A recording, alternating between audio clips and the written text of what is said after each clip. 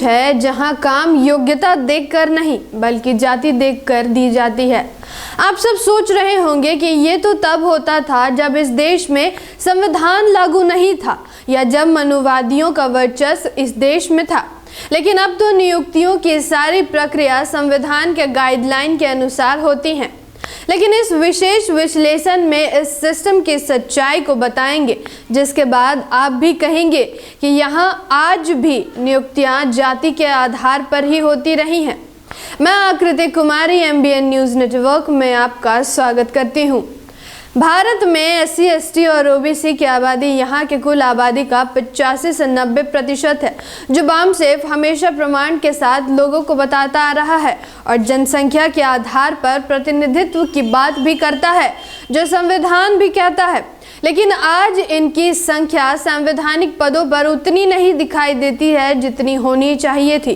यहाँ के मूल निवासियों की स्थिति क्या है, इसको समझने के लिए हम उत्तर प्रदेश के 30 स्टेट यूनिवर्सिटी पर गौर करते हैं, जहाँ कुलपति के 73% पदों पर द्विजों का कब्जा है। यूपी 30 स्टेट यूनिवर्सिटी में 22 कुलपति द्विज हैं और 6 OBC और मात्र 1 अनुसूचित जाति से हैं। ध्यान देने लायक बात यह है कि कुलपतियों का कार्यकाल 3 से 5 साल का होता है, अर्थात ये सारे कुलपतियों की नियुक्ति बीजेपी शासनकाल में हुई है। लखनऊ के 9 स्टेट यूनिवर्सिटी की बात करें तो 9 में से 6 द्विज कुलपति और मात्र 3 OBC कुलपति हैं।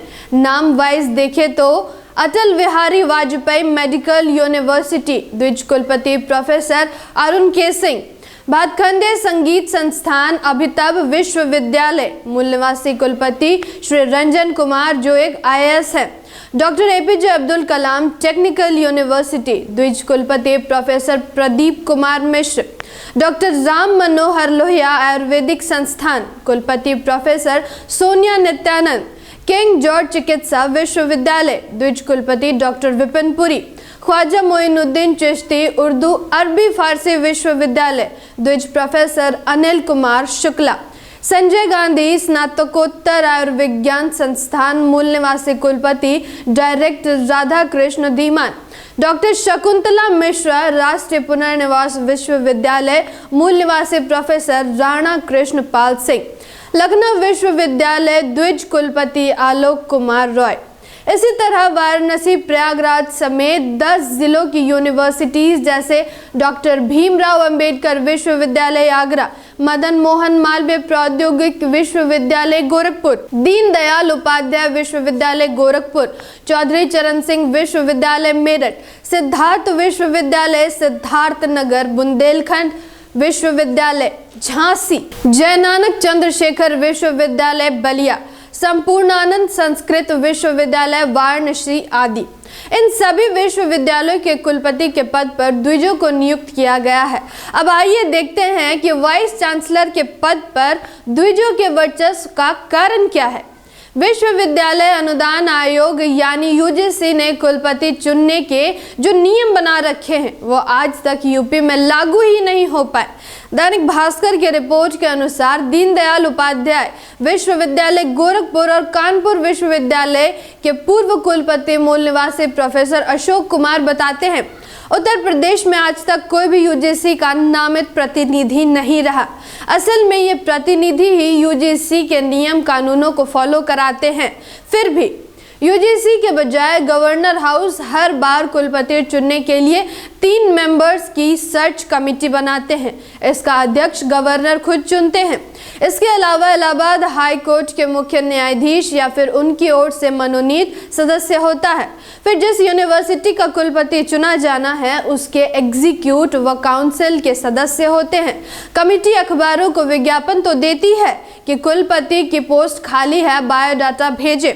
इस विज्ञापन के मुताबिक पूरी प्रक्रिया और इंटरव्यू चलते हैं। आखिर में कमेटी 2 से 5 नाम सिलेक्ट करके राज्यपाल को बता देती है और इसमें 3 महीने लगेंगे, एक विज्ञापन में लिखा रहता है। लेकिन ऐसा नहीं होता है। सब कुछ होने के बाद भी कई बार 6 महीने तक कुलपति तय नहीं हो पाते हैं। प्रोफेसर अशोक कुमार 20 जनवरी 2020 को एक लेख लिखते हैं, गुणवत्तापूर्ण शिक्षा के लिए जिम्मेदार कौन। इसमें उन्होंने लिखा है कि चयन प्रक्रिया में पैनल के सदस्य अपनी तरफ से किसी शिक्षावादी का नाम नहीं चुनते हैं, लेकिन अंतिम सिलेक्शन राज्य सरकार की ओर से आई सिफारिश से हो जाता है। इसलिए हमेशा यह संदेश बना रहता है कि कुलपति का चयन उनकी योग्यता से होता है या फिर किसी राजनीतिक कारणों से। इसी वजह से इस प्रक्रिया का खुलेआम विरोध होता रहा है।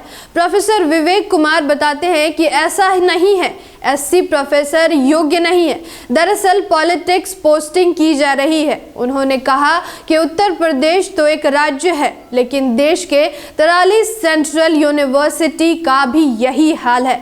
इसी तरह से साल 2020 में टीवी कट्टीमणि को आंध्र प्रदेश के केंद्रीय जनजातीय विश्वविद्यालय का पहला कुलपति नियुक्त किया गया था।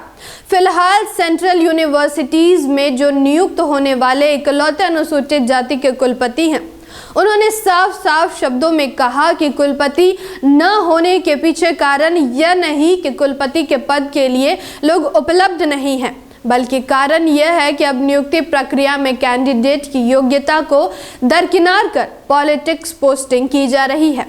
इस समस्या का समाधान संविधान में है, मगर संविधान को लागू करने वाले लोग संसद में है नहीं। फिर लौटूंगे कैसे ही महत्वपूर्ण विश्लेषण के साथ। धन्यवाद। जय संविधान, जय भारत।